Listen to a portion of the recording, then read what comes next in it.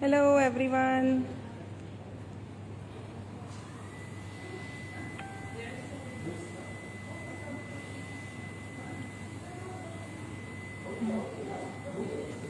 Hello, good morning.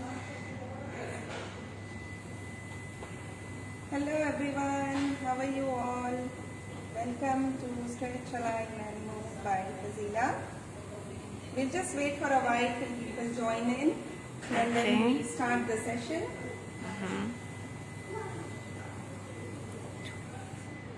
I hope you all are doing good, safe and healthy at home. Thank you so much for liking and sharing the event. And as you know, we have some giveaways. So we will be announcing the winners tomorrow. So still, if you have not shared it, just do it, please, today.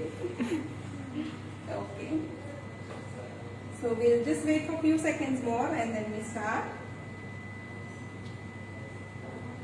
If you have any questions, please put it in the end. So we just have a few minutes in the end to answer all your queries. By the way, it will be a little basic session as of now because there are so many things to be covered. So what we will be doing is taking everything in parts, and in the coming week I will be sharing a post with all the adjustments, all the economic adjustments for dentists, and I'll be putting all the information on that. Okay? Because it's quite a lengthy subject, so we won't be able to cover it all together. So I hope you understand that. Okay, fine. So let us begin our dental ergonomics. So I am quite happy and excited to do the session today. Why? Because this has been the most demanded by many of my dental friends, because they keep on lining up into neck pain, back pains, upper back pain, shoulder pains, wrist pains quite frequently because of the nature of their job. So we decided to do the session today. I will be covering the basics today, and the rest of the things I'll be posting it on my page in the coming weeks. Okay? Now, see, ergonomics is a part and parcel of each and every profession, whether it is a medical doctor, whether it is a dentist, physiotherapist, or even an office job. It has to be for each and every one of you. And I am very sure in our college times as well, we are being taught how to take care of our bodies before we take care of our patients. But when it comes to the practical life, we somehow definitely we have to give more importance to the patient, but in that thing we forget our own bodies, right? With the stress of the work, or maybe the chair, or the surrounding not working properly, the environment not perfect to work, or sometimes the patient has limitations to move the head or open the jaw and all, or sometimes you don't have the equipment necessary so that it protects your body, and all these things puts you in stress, puts your body in stress. Now initially it will be okay because the body will be able to take that pressure. But once a time comes where you have just exceeded that limit of the body, it will just give up and start hurting you. Okay? So I will be showing you today, in fact I will be taking you to the basics again. Okay? You might have heard in your college, but it is just a revision for you to how to take care of your bodies again, so that you can take care of your patients much more nicely and effectively. Okay, so let us go in our dental room. Hello everyone. Hi, so I am in MMC clinic, and these are my beautiful colleagues who are helping me, and they will be portraying certain wrong postures and I'll be correcting it. Okay, so there are three things which we will be covering today. First is the dental chair, the doctor's chair. So how it has to be arranged, what are the main points that you should look for when you're buying a chair. Second is the doctor's position on the chair, and the third would be the dental assistant's position. Okay? And finally I'll just go through certain stretches which you can do in between your patients. Fine? Okay. So the first thing is the chair. Okay? So the basic things that you have to look for a chair is it should have wheels. Okay, it should have a height adjustment because definitely we all will be of different height and size. This is for the doctor. Yes, so we just have to make sure that the height adjustment option is there. We want the seat depth. Okay, the depth of the seat should be in such a way that when you sit properly on the chair, which I'll be showing you next, when you sit properly on the chair, there should be around 3 fingers of distance from the edge of the chair to the knee, to the back of the knee. So for example, when she sits properly, there is a distance of around 3 to 4 fingers. Okay, so the knees should not be sticking to the edge of the chair. Okay. Fine. Then certain chairs has option for tilting as well, tilting the seat.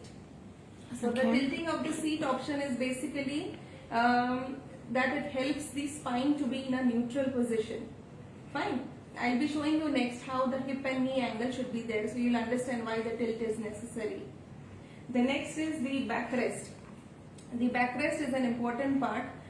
Most of you must not be sticking the back to the backrest while treating the patient, but actually it's a very important thing because that will keep on reminding you that you have to be straight, you have to put your back in a straight position and not hunching forward.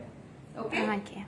Fine. So the next thing will be, I'll be showing you how the doctor's position should be on the chair. Okay? Fine. So the first thing that I told you is the height adjustment. So according to Dr. Samya's height, we have adjusted the height of the chair. Fine. So it is in such a way that when she has to put her leg down, it should be properly placed down. So it neither should be hanging, nor it should be that she is putting the leg like this and working. Okay, so just make sure that the legs are down like this. Okay, you have to make sure that, if you can just turn, so you just have to make sure that there is equal pressure on both the feet. So there should be a tripod kind of a arrangement.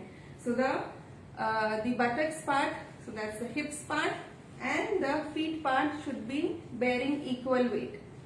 Okay, so this has to be corrected all the time because mostly what happens is the doctor will be either slipping on one side. Okay, because when you have to see the patient, you have to keep on balancing on one leg. See, like this. So if in this position you have in mind that you have to bear equal pressure on both the legs, that will make sure that the back is in a straight line. Okay, so this is the first point. Fine. The second point is the hip and the knee angle. So either it should be 90 degrees. So the hip and knee is somewhere here. So see, the angle is straight. The thighs are parallel to the ground. Or it should be like how, no, you just put your leg down. It should be like how Miss Samya is already sitting. So the hips are little higher than the knees. Okay. So when the hips are little higher than the knees, it will make sure that the pelvis, our back curve, is in a proper alignment. If it is the other way around, if for example the knee is more higher than the hip, okay, this will make you prone more to the hunching forward position because you are placing the pelvis in a posterior position. Okay? So just make sure that either the hips are around 10 degrees or so higher than the knees, or it is at 90 degrees properly. So the hip knee makes a 90-degree angle. Okay? Yeah. Fine. The next is the sitting position. So as you can see, she has started sitting right from the back end of the chair. Okay. Okay, so that makes sure that her back is properly rested on the chair. Okay, if in case she is little forward, see, and she has to work on the patient, it is a very common tendency that she will hunch forward and work. See the spine, how it has gone. Yeah. But if in case she has to be, can you just come a little back and shift yourself forward. Yeah. So even if she has to go out, she will make sure that the back is in a correct alignment. Okay, there are many, there is something known as a dynamic stool where the backrest also moves with the tilting of the seat. Okay, so that is also a very good option if you can afford to get it in your clinic. Fine. Okay. The next is we are done with the back. Now, if you have to bend forward and look at the patient, which you will be doing most of the time, make sure that you are bending from the hips. So like this. So as she is doing, if you can just come a little back and show, yeah. So if you are bending, it is from the hips. Can you just go forward? See like this. Okay. Okay. See the hips. So bending from here. So this makes the spine straight. So it should not be hunching forward. Okay? So it should be bending from the hips. Okay? Fine. The next is now you have to definitely use your hands to work on the patient. So make sure that you are not flaring up the elbow while working. The more you will keep on flaring, the more you will have a tendency for a hunched position. I am not telling that you should be sticking your elbows to the body, but make sure that it is at a reasonable distance from the body. So something like this, yes. Like how she is doing. Okay, now the next thing is the shoulders. We have this tendency that when we are too much focused in one work, our shoulders will come up, our teeth will clench, our chin will come forward, okay, which is applicable to the dental assistant positioning as well. Okay, so make sure that the shoulders are relaxed. So you should not be crunching like this and doing work, but keeping your shoulders relaxed and work. Okay? Yeah. Fine. The next is the head and neck position. Okay? So definitely if you don't have those loops, there are some flexible loops that are available which gives you a very good vision into the buccal cavity in different positions, in your different lock positions. But if in case you don't have, then ideally what is said is the chin should be only around 10 to 20 degrees forward, not more than that. But I know in a practical situation that is not possible.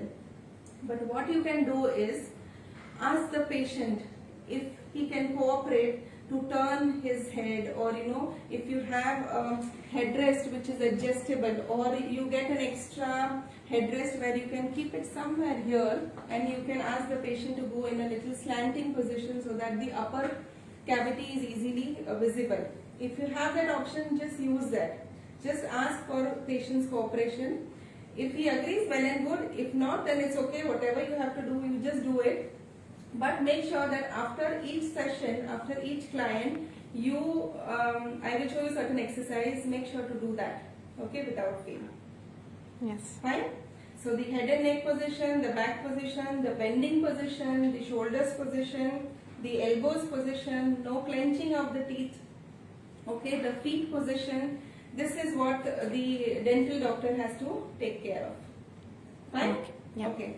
Now, when coming to the dental assistant position, so we have this chair where the dental assistant can sit here, and this is for resting her hands. Okay, so if you have this availability, well and good in your clinic. Or else the position should be, the assistant should be around 10 degrees higher than the dental doctor's chair, so that she has a better view inside and she can adjust the lightings according to the doctor's need. Okay, and her position is also maintained where she doesn't have to keep on being on her toes or hunching back or putting the neck in an awkward position. Fine. So that is one thing. So if you can just sit on the chair and have the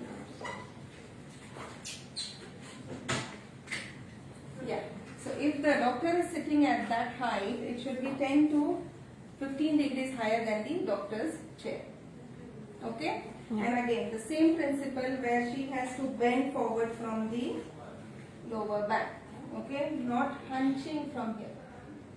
Okay? So even if she is holding the instruments in her hand, it has to be in such a way that she is not constantly shrugging the shoulders. The shoulders should be relaxed. Okay. Okay? Yeah. Fine. And so again, if the doctor keeps on moving, definitely she also has to keep on moving. So that is why the chair and the height adjustment comes into play. So these are the basic ergonomics that has to be followed. Now, I there will be situation where you won't be able to follow all these things. Okay, but practicing it on a daily basis will make like a reflex arc in your body, that when you are in that wrong position, the body itself will give you signals to correct it. Okay, so do that as often as possible. Okay, it's and see, I know many of the doctors are going for let's say a gym class or a yoga class or something like that. So that is just a part of your daily routine. Okay, taking care of your body by doing exercise, but that doesn't mean that 45 minutes if you exercise this 7 to 8 hours you can be in any position and the body will not give you pain. So that won't happen. Yeah. Okay, so correcting the ergonomics, getting a reflex in your body where you are constantly reminding your brain that you have to bend like this, you have to work like this, you have to relax your shoulder, that will go a long way. Okay? Okay. Now there are certain stretches which you can do in between the clients. But before that, thank you so much for all your help. Thank you so much. So I will be showing some basic stretches that can be done in between the clients.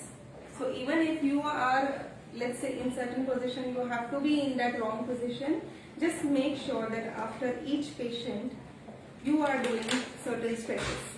Okay, regardless of the pain, whether it is paining, not paining, it is not of a question, but you have to take care that you are doing the stretches. So the first stretches is for your hand. So very simple, just keep on pushing forward. Okay, so just interlace your fingers and push forward. Fine. The next is hands and just the wrist should be extended. Okay. Okay, so you get a good stretch here in the front, and the same thing goes in the opposite direction. Yeah. Okay, so one time it is this, one time it is this. Okay, the next stretches is for your neck. Okay, so there are certain muscles in the body, especially for dentists. What happens is, if the main stabilizers of the body are not working, it will ask the other muscles to take over. Okay, so that is why sometimes you are this pain, sometimes you are this pain, sometimes you are neck pains, because the body is asking help from each and every muscle. So to stretch that, what you have to do, there is one very important muscle which gets overworked when you are in that forward position. So the stretch for that is, so you have to turn 45 degrees and look down. Okay, so simple, you turn 45 degrees and look down, and the side that you are stretching, that hand goes back. So when you do that, you will immediately feel a stretch in that particular muscle. Okay, that I keep on saying for anybody who works on computer also, because when you are in that hunched position, poked chin position, that muscle is overworked, and that is the thing that start giving that shooting pain and radiating pain and all those things. Okay, so 45 degrees turn and just look down on both the sides. 45 degrees turn and look down. Okay.